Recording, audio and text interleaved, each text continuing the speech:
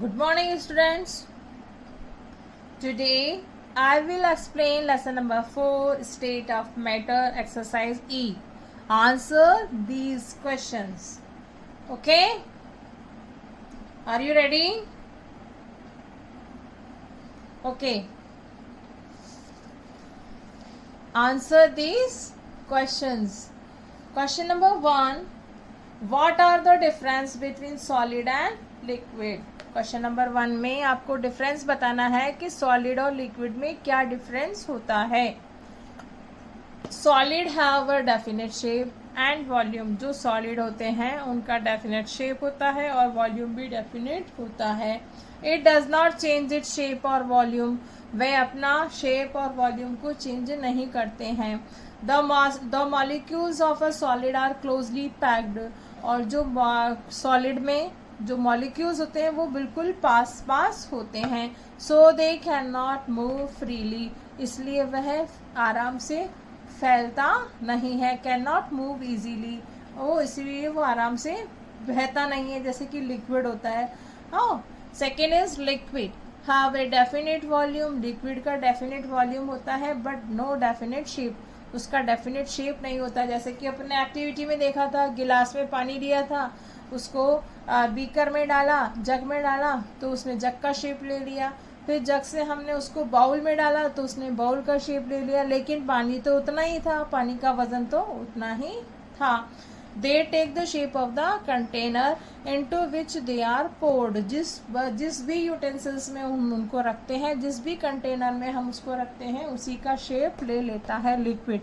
The molecules of a liquid are not so closely packed. यानी कि हम solid के कंपेयर में लिक्विड के मॉलिक्यूल्स थोड़ा सा गैप लिए हुए होते हैं. They can move and slide over each other. इस वजह से वह जब हम उसको थोड़ा सा स्पेस मिलता है तो वह एक दूसरे के ऊपर स्लाइड यानी कि ऊपर से निकलने लगते हैं और इस तरह से लिक्विड है वो बह निकलता है. Question number 2. Explain how water can change from one state to another. किस तरह से पानी का स्टेट चेंज होता है, एक फॉर्म से दूसरी फॉर्म में कैसे जाता है.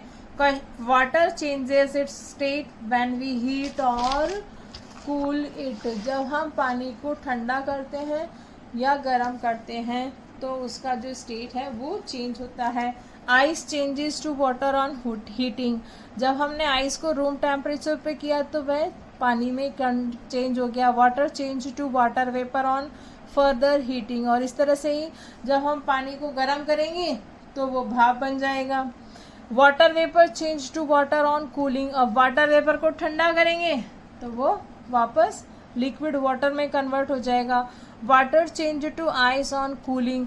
अब हम पानी को वापस फ्रीज़र में या बहुत ठंडी जगह पर रखेंगे तो वह आइस में कन्वर्ट हो जाता है.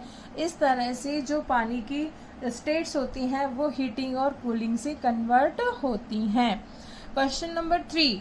We can make different things from aluminium. Why. हम एल्यूमिनियम से डिफरेंट चीज़ कैसे बना सकते हैं. Aluminium is a metal which can melt so it can be shaped into different things such as utensils and wires. जो एल्यूमिनियम होता है उसको वो ऐसा मेटल है जो कि किसी भी तरह के शेप मेल्ट हो जाता है. इसलिए हम उसको डिफरेंट मोल्ड में डाल करके उसको हम डिफरेंट शेप में यूज़ कर सकते हैं. Question number 4. Explain the difference between solute, a solvent and a solution with the help of an example. इसके लिए अपने लेसन में पढ़ा था कि सॉल्यूट क्या होता है, सॉल्वेंट का क्या होता है और सॉल्यूशन क्या होता है. Take a glass of water. इसके लिए एक्टिविटी है. देखिए, हम एक गिलास में पानी लेंगे. Put a teaspoon of sugar in it. हम उसमें 1 चम्मच शक्कर डालेंगे. And star well till you can not see the sugar crystal. जब तक घुमाएंगे जब तक हमें क्रिस्टल्स दिखाई नहीं देंगे शुगर के. Taste the water it taste sweet. जब हम उसको टेस्ट करेंगे तो वह पानी मीठा होगा. In this example sugar is solute. इस एग्जाम्पल में जो सॉलिड है यानी कि शुगर वो क्या है, सॉल्यूट है.